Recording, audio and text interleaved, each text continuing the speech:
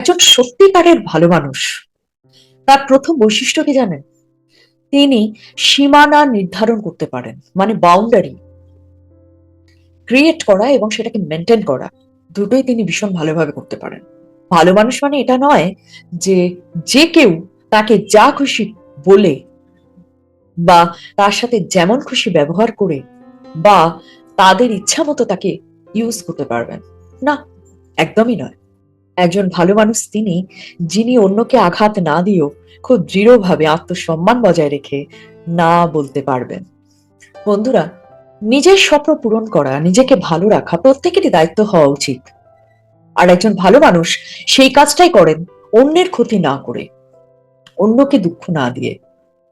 একজন ভালো মানুষ নিজের স্বপ্ন পূরণ করেন, নিজের মতো বাঁচেন, কিন্তু তিনি কখনো কোনো নিরপরাধ ব্যক্তির চোখের জলের কারণ হন না। কারোর ক্ষতি না করে তিনি কিন্তু নিজের স্বপ্ন পূরণ করেন। আর এটাই হলো প্রকৃত সততার পরিচয়। একজন ভালো মানুষ নিজের মানসিক সুস্থতার দিকে ভীষণভাবে নজর রাখেন। এটা কোনো স্বার্থপরতা নয়, এটা একটা দায়িত্ব। কারণ একজন ভালো মানুষ জানেন তিনি যত বেশি নিজের খেয়াল রাখবেন, ততই তিনি অন্যদেরও খেয়াল রাখতে পারবেন, অন্যদেরও যত্ন করতে পারবেন এবং অন্যদের প্রতিও তত বেশি সহানুভূতিশীল হতে পারবেন।